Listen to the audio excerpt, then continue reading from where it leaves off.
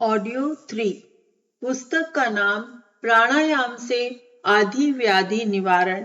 लेखक ब्रह्म वर्चस्व। अध्यात्म साधना में प्राणायाम को योगाभ्यास का महत्वपूर्ण अंग माना गया है। उससे मात्र मनोनिग्रह का लाभ ही नहीं मिलता, अन्य सूक्ष्म संस्थानों का भी परिशोधन होता है। शारीरिक आरोग्य का लाभ सर्वविदित है।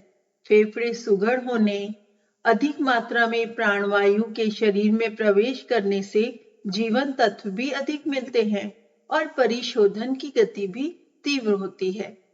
स्थूल और सूक्ष्म शरीरों पर स्वास्थ्य संवर्धन और मानसिक परिष्कार पर प्राणायाम का प्रत्यक्ष प्रभाव होता है। कारण शरीर के भाव संस्थान पर भी इस साधना की उपयुक्त प्रतिक्रिया होती है। कुसंस्कारों, दोष दुर्गुणों का निराकरण होता है। आत्मिक पवित्रता बढ़ती है। अंतःकरण में श्रेष्ठ संस्कारों का उभार होने लगता है।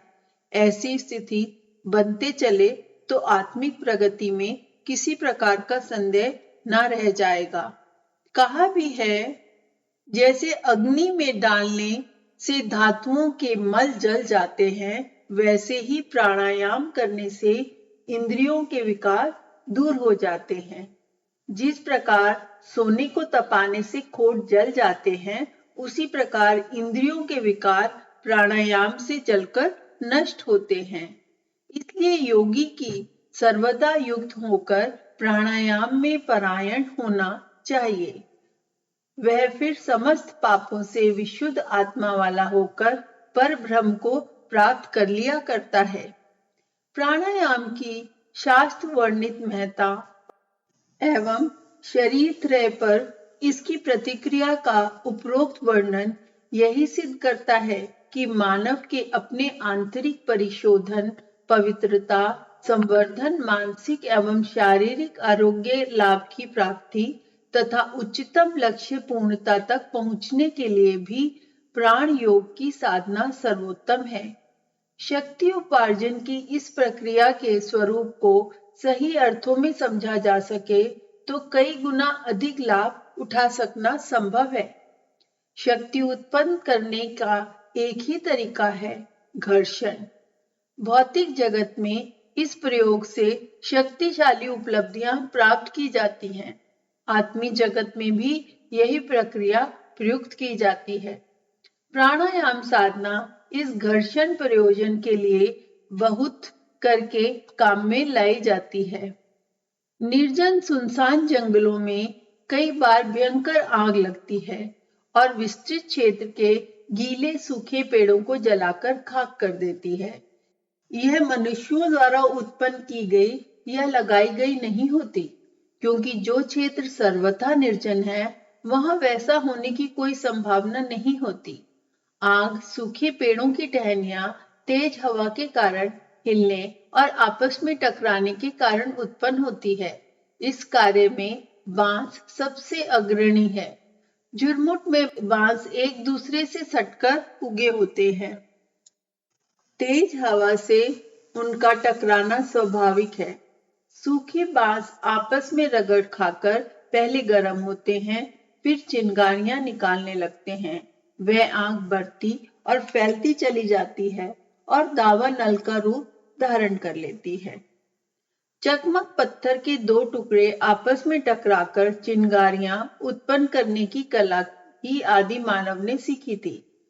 पीछे लोहे और पत्थर को टकराकर भी आग निकालने की तरकीब निकाल ली गई।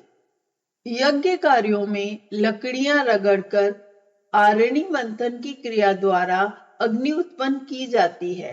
धूनी जलाकर अखंड अग्नि को सुरक्षित रखने का प्रचलन तो पीछे हुआ। आरंभ में रगड़ से ही अग्नि उत्पन्न की गई। उस समय की साधनहीन परिस्थितियों में यह अग्नि आविष्कार आज के रेडियो विज्ञान से भी बढ़कर महत्वपूर्ण सिद्ध हुआ था और उसने मानव प्रगति को 100 गुना बढ़ाया था। प्राणायाम में श्वास प्रश्वास क्रिया को क्रमबद्ध, तालबद्ध, लयबद्ध बनाया जाता है और सांस लेने की साधारण सी अनवरत प्रक्रिया की व्यवस्था दूर करके उसे व्यवस्था के बंधनों से बांधा जाता है। समानतः श्वास का आवागमन फेफड़ों में तथा अन्य अवयवों में सुकड़ने फैलने की हलचल उत्पन्न करता है। उसी से दिल धड़कता है, रक्त संचार होता है, मांसपेशियों का आकुंचन प्रकुंचन क्रम चलता है। जिस प्रकार पेंडुलम का हिलना घड़ी की गतिविधियों को संचालित रखने का आधार होता है, उसी प्रकार श्वास प्रश्वास क्रिया को इस प्रकार से शरीर की समस्त हलचलों का उद्गम केंद्र कहा जा सकता है। कहावतों में अक्सर ऐसे प्रसंग आते हैं, भगवान के यहाँ से जितने श्वास मिले हैं उतने दिन ही जीना है, थोड़े से श्वास और शेष रहे हैं आदि। मृत्यु का मोटा ज्ञान श्वास चलना बंद हो जाने से किया जाता है। नाड़ी की धड़कन बंद होना श्वास बंद होने का ही लक्षण है। सांस को जीवन कहा जाता है। तनिक गहराई से विचार करें कि हवा तो जड़ पंच तत्वों में गिनी जाती है, उसकी प्रतिक्रिया हलचल भी हो सकती है। तेज हवा के पत्ते हिलते हैं, धूलिकण तिनके आदि उड़ते हैं, पर इससे जीवन तो उत्पन्न नहीं होता। हवा में जब स्वयं ही जीवन नहीं पाया जाता तो वह प्राणी को जीवन कहां से दे सकती है। यदि सांस लेने से जीवन का संबंध नहीं है तो उसे प्राण के अर्थ से क्यों प्रयुक्त किया जाता है और प्राण को जीवन का पर्यायवाची क्यों माना जाता है। बात यह है कि हवा मोटे तौर पर से एक पदार्थ प्रतीत होती है, पर उसकी भीतरी परतों में और भी महत्वपूर्ण वस्तुएं विद्यमान हैं। दूध में घी दिखाई नहीं पड़ता, पर वह उसमें रहता अवश्य है और अमुक विधि से उसे अलग निकाला भी जा सकता है। वनस्पतियां मोटे तौर पर हरियाली भी लगती हैं, पर प्रयोगशालों में उनका विश्लेषण करने पर प्रोटीन, नमक, चूना, चिकनाई आदि कितने ही स्तर के पदार्थ ढूंढे और निकाले जा सकते हैं। शरीर मोटे तौर पर मांस चमड़े का दिखता है। विश्लेषण से उसमें ढेरों प्रकार के रासायनिक पदार्थ मिलते हैं। इसी प्रकार सांस में प्रवेश करने वाली हवा मात्र स्पर्श तन्मात्रा वाली प्रकृति की हलचल नहीं है, उसके भीतर कितने ही महत्वपूर्ण तत्व भरे पड़े हैं। वे भौतिक भी हैं और चेतनात्मक भी। वायुभूत भौतिक पदार्थ आकाश की सुविस्तृत पोल में भरे हुए पड़े हैं। इन्हें विज्ञानवेत्ता भली प्रकार जानते हैं। विज्ञानियों का कथन है कि चेतना जड़ शरीर में रहने वाली चेतन आत्मा की तरह है। वायु रूपी शरीर के भीतर एक चेतन शक्ति भरी पड़ी है, उसी को प्राण कहा जाता है।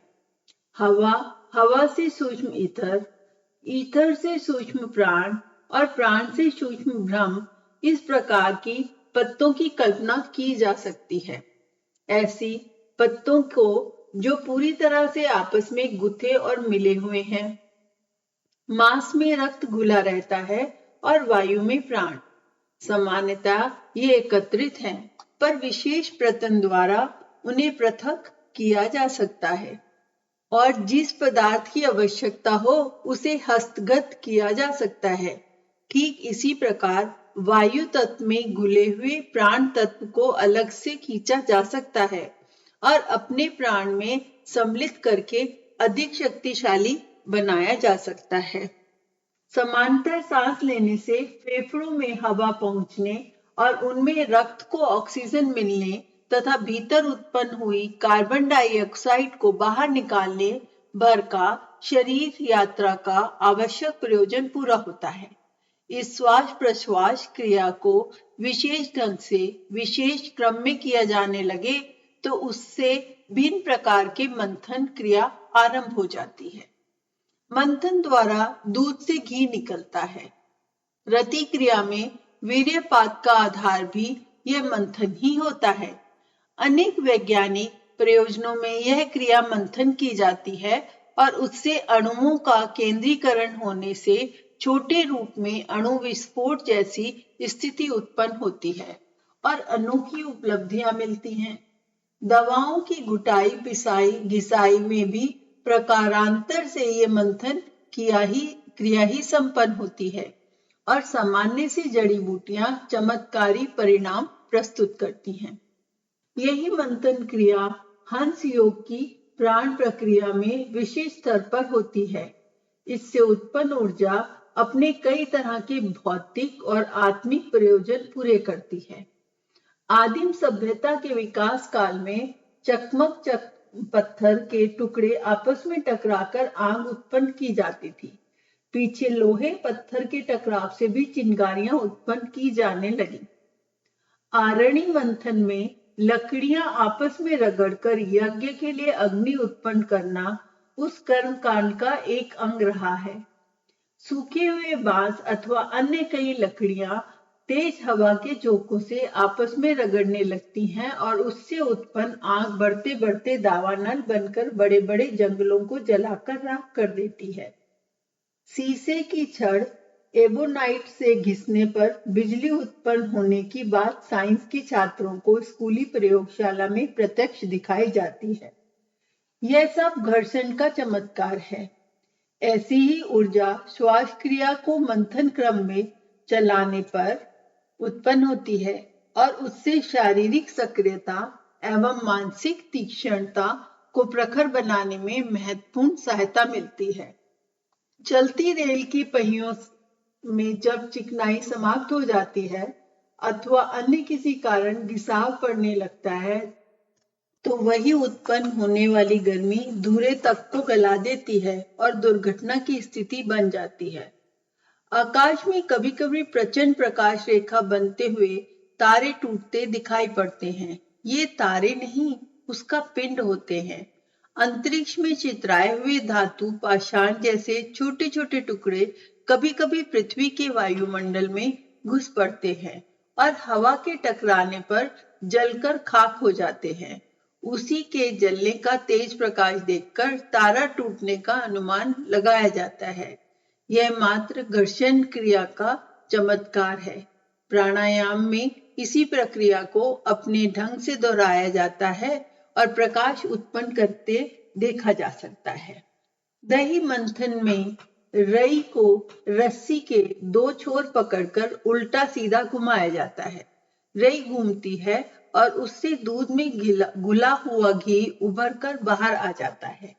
बाएं दाएं नासिका स्वरों के चलने वाले इंगला पिंगला विद्युत प्रभावों का अमुक विधि से मंथन करने पर दूध मिलौने जैसी हलचल उत्पन्न होती है। उससे कार्य चेतना में भरा हुआ ओजस उभर कर ऊपर आता है।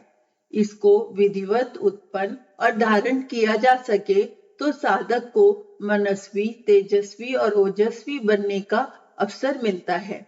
इस उपलब्धि को जीवन साहस एवं प्रखरता के रूप में कार्यान्वित होते देखा जा सकता है।